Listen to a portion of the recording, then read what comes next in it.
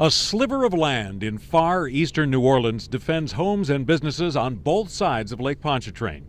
Chef Highway snakes through the New Orleans Land Bridge, an isthmus of marsh that barely rises above sea level, but provides a vital piece of natural protection from storms. It's the only strip of land between basically the open Gulf and some of the major cities on the North Shore and New Orleans. On a 17,000-acre site near Chef Pass, crews have been piecing back together parts of this broken marsh. 7,000 acres of the site are eroding and subsiding into pockets of open water.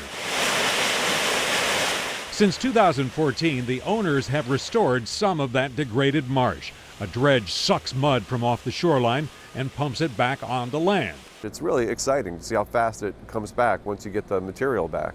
The law says that if you damage wetlands, you must replace them. So if you build an office complex or retail on 5 acres of wetlands, you must build 5 acres of essentially the same kind of wetland someplace else. And you have to do so using the same standard the government would use. You can do it yourself under the rules, but most of us wouldn't know the first thing about where to begin.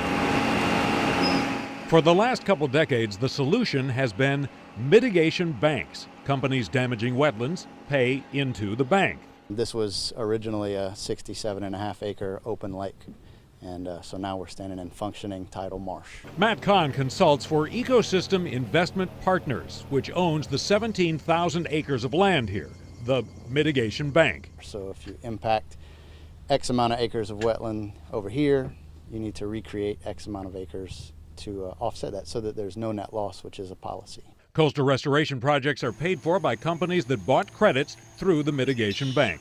On the surface, this would seem a zero-sum game. Louisiana can't possibly destroy itself to restoration. Mitigation banks might do good, but they could never add to the total amount of land.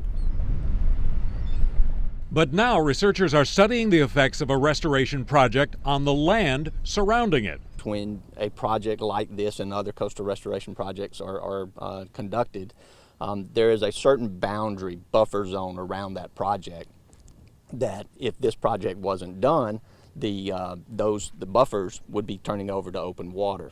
Think of slices of cake as sections of broken marsh.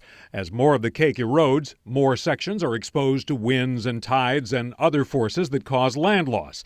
If you fill in a gap, add a piece of cake, suddenly it serves to protect the other pieces around it. The question, how much of the rest of the cake would have disappeared if not for that new section?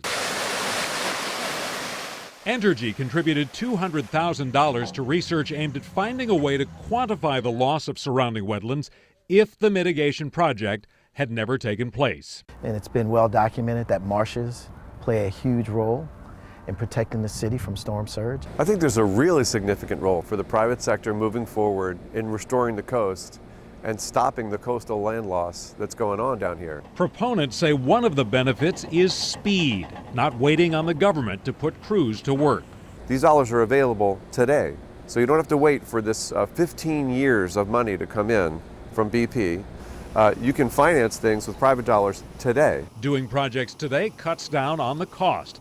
It takes a lot less to restore a tract of land when less of it has eroded. I don't know the answer to how many acres or how many dollars will come, but I think it's pretty clear by now that a public sector encouraging private investment in this will lead to some pretty exciting results. So far, mitigation projects here have rebuilt almost 500 football fields, like putting land in a bank. John Snell, Fox 8 News.